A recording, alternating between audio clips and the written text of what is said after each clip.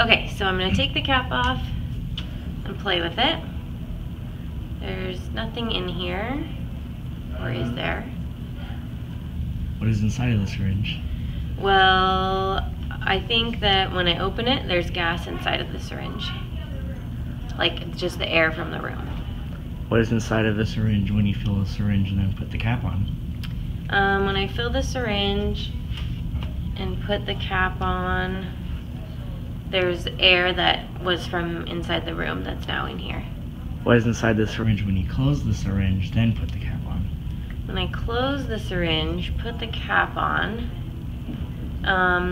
there's nothing in the syringe because it's all the air's been pushed out.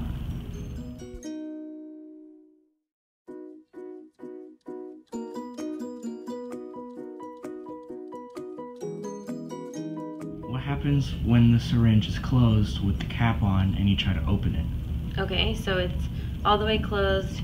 I put the cap on and I try to open it. It closes up on its own. So it just shuts on its own. What happens when the syringe is open with the cap on and you try to close it?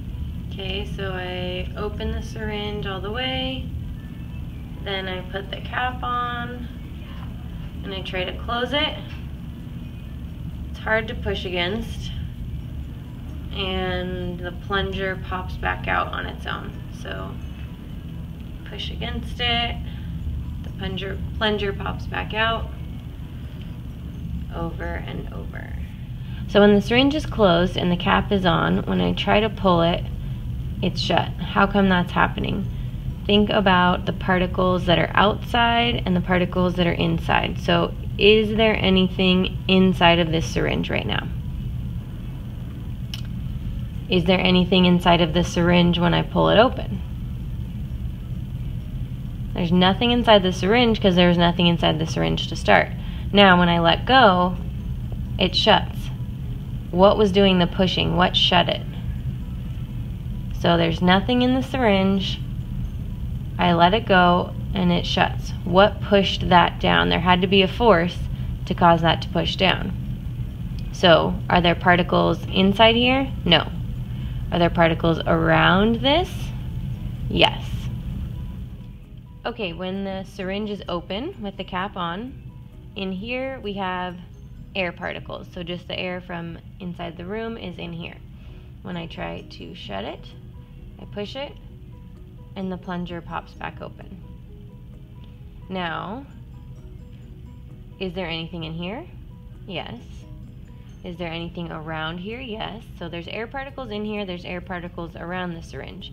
What am I doing to the air particles when I squish them into this space? What's happening to the air particles? Now, which way is the force going when I let my finger go? So the force is going that way. So what pushed the plunger open? If I push it down, something had to push it open. So what happens to the pressure of the particles inside the syringe versus the pressure of the particles from outside the syringe? So what is causing the movement? If I have air in here and there's air out here, right now there's no movement because the pressure is equal.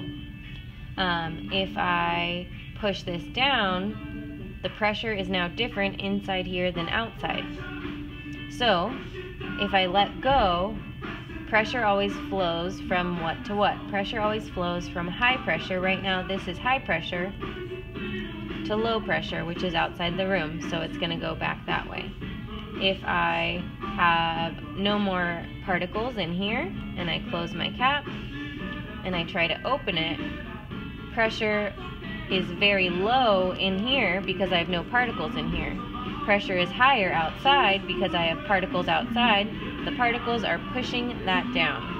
The pressure is going from high to low.